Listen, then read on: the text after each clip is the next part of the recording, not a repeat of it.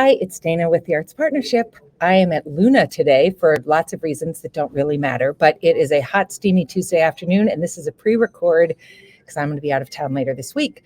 So I am thrilled to bring forward a good friend of mine, former Arts Partnership board chair, and back again for her third run at this position, Linda Boyd with the Fargo-Moorhead Symphony. Hi, Linda. Yes, hi. Hi again, everybody. Yes, I guess I could just be hi again. You're like the gift that keeps on giving, Linda. I've been called otherwise, and I've been called worse. We'll go with that. Yeah, well, that's a good thing. Yes, and it's fun to be back. I bet it is, because you didn't have anything else going on in your life besides retirement and grandparenting and painting and all the things. Sitting around, gardening, twiddling your thumbs. Why not plunge back into full-time administrative? This must have put a dent in your pickleballing. I haven't picked up a golf club since March, and everyone's like, yeah. That's a loss to the PGA Tour, I think, or WPGA. They call all the time. It's so annoying. Well, I've never swung a club, so you got me way barely. So no one's calling for me. All right. Well, I don't think we're on to talk about your golfing, shockingly, or mine. But we are on to talk about Symphony Rocks and some other things coming up. So tell us, first of all, let's talk Symphony Rocks, because that's a great concert. If you've never been to it, first of all, what are you doing? And second of all, get your tickets right now, because they always sell out. So go ahead. Yes, we do. So every year, the Fargo-Moorhead Symphony performs on stage with Post-Traumatic Funk Syndrome, which is a great 12-piece brass and funk band in Fargo, Moorhead. And half the members are actually members of the symphony. I mean, they're great musicians. And so we get together and we perform great hits from all the decades. And so this year, the theme is Sounds of Summer. And so we're doing everything from the Beach Boys to John Batiste, which I'm really excited about. And the new wrinkle this year is we have a choir is not the right word. We've got a group of 26 singers that are just like dynamite. So we're going to have like huge vocals on most of the tunes. So is that going to be like, let's go back way back, Linda, to when I first met you. You didn't really meet me, but I knew who you were in this moment. In my years at then MSU, when you did the big spring paloozas, I was in a jazz group, if you can believe that. And we were the backup singers for a huge Beatles thing. Those were the big tribute shows that we used to do at Moorhead State when my former husband was part of the music industry and guitar program. And so we put on these massive shows to raise money for scholarships. So we did tribute to Queen with a huge choir. We did tribute to the Beatles, tribute to Pink Floyd when we had the boy choir up along the top saw that. with the little gray shirts. Yep. Oh my gosh. So this is kind of like that. Okay. It's every time we do these crazy high wire, high risk performances, it's like, man, why am I doing this? But they're a ton of fun and they're just so entertaining. So every year we open up ticket sales, and within a week the reserve seats sell out, the chairs with backs on them. But there's still seats on the benches, and there's still lawn tickets available. So if you go to fmsymphony.org, you can get your tickets there. It's going to be so much fun. So it's a week from Thursday. It's the 18th of the 18th. Next Thursday. And this really is, don't choke. This really is the kind of event where you probably shouldn't think to yourself, well, if that night the weather's perfect and nothing else is going on and I haven't already put on my sweatpants, then I'll go get a ticket. You should get a ticket before that. Get a ticket before that. Plan to go early because there'll be some food trucks. You can just leave from work or pick up the kids and go. It's fun. It's a fun event to take kids to. You can just bring a blanket and do the lawn thing and dance around.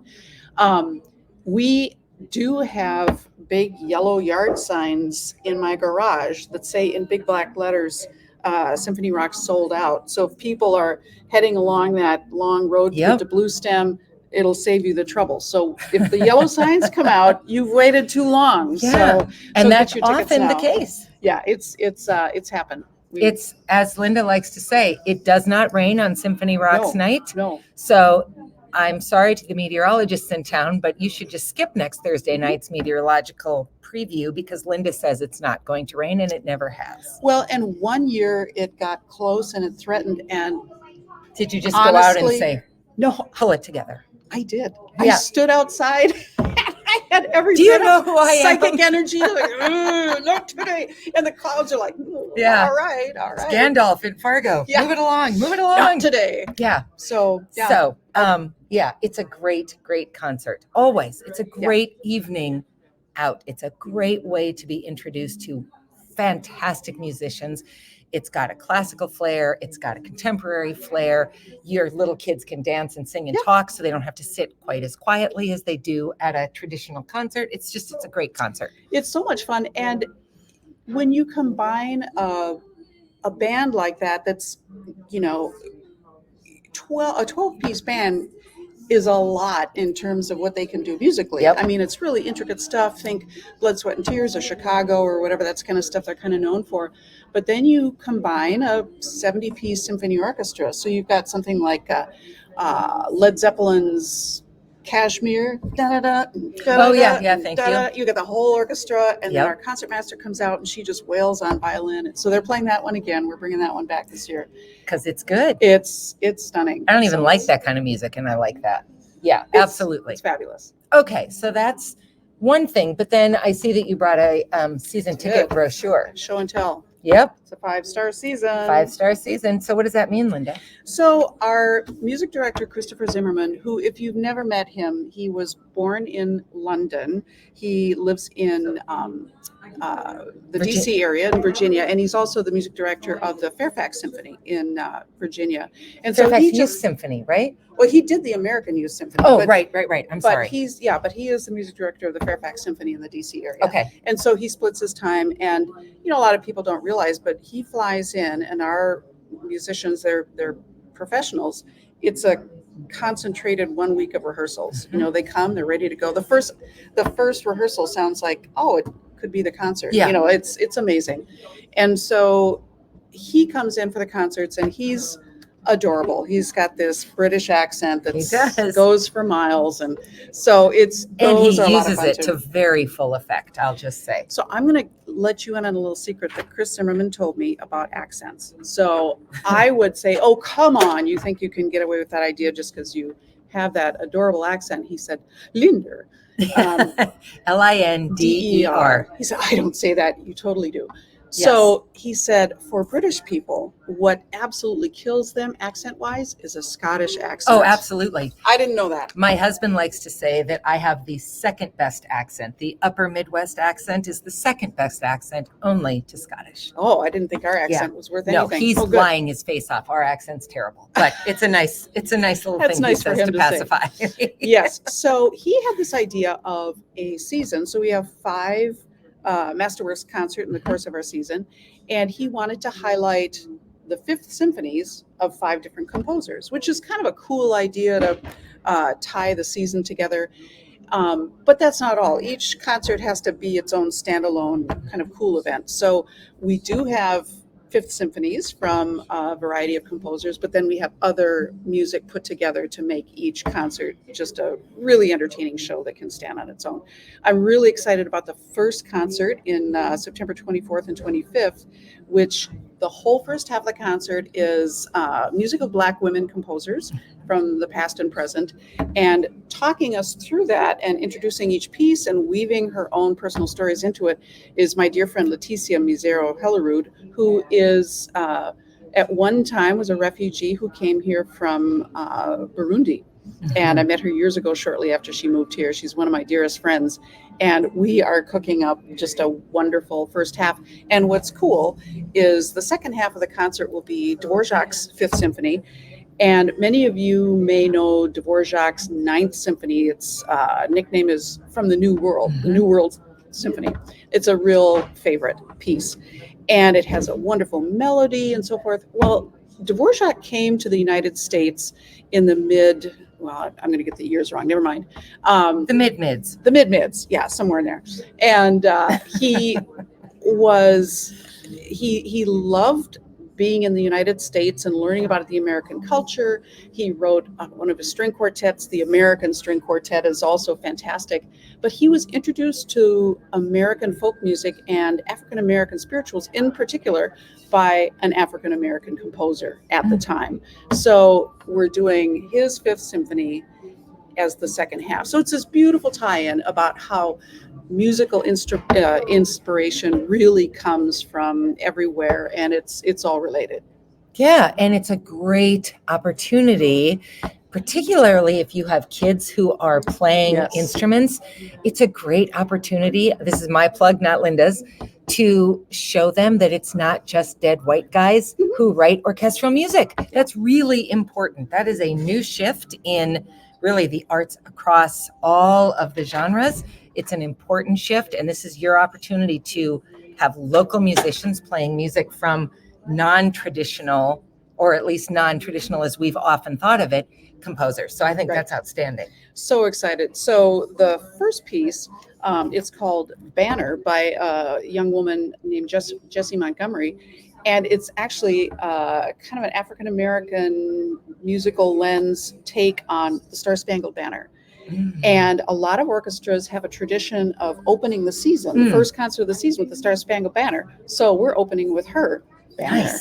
Nice. It's a piece just for strings, and that'll be very cool. Then Valerie Coleman wrote a piece called Umoja. And when I was talking to Leticia, she said, "You know what Umoja means?" She has such a great voice. She says it means unity. So, yes. Wow. Yeah. I like that she thought we would know that. Yeah. Well, she gives us yes. People who speak multiple languages forget that Americans barely speak English. Yeah. She says, "Oh, I'd rather be able to do that than speak 5 languages." No. It's like, stop it. No, you would not. So, and then Florence Price is a woman worth Googling. She was a African-American woman composer in the 1800s and early 1900s. And of course, you can imagine all the barriers. She was able to study classically, but her music kind of went nowhere. And it's fabulous. And it's finally getting rediscovered. And so the piece of hers we're going to do is, she's done concertos and symphonies, but this piece is called The Shadow, or Ethiopia's Shadow in America. So it's just going to be fabulous music. And then Dvorak, who is inspired by all of it. So, well, I'm in. It's in my calendar. Yay. It is in my calendar. So how do people get tickets to Symphony Rocks, get tickets to the season? You can buy individual season tickets for the whole season, or you can buy them individually for each concert. Yep. You save money if you buy a whole season ticket. Yeah, season tickets will save you a lot of money. Go to fmsymphony.org. You can even buy season tickets online for the first time this year. And single tickets will go on sale Monday, I believe, and then we have some other kinds of concerts, and those single tickets will go on sale probably the following week. So you can find out about those. We have another group of concerts that we've rebranded as fun size concerts, and we are already getting all sorts of advanced ticket sales, which is like unheard of. They used to be called the chamber music series, and even though it was great fun music, that's kind of a stuffy, a little bit old school. That's a tough label to overcome. So we have fun-sized concerts with like a little fun-sized candy bar. So we always ask our musicians, our Fargo-Moorhead Symphony musicians, to come up with their own ideas for these small concerts. Small ensembles performing shorter, fun programs. So I got one submission, and I looked at it, and the title was A Remembrance of Raymond Scott. And I'm like, come on, people.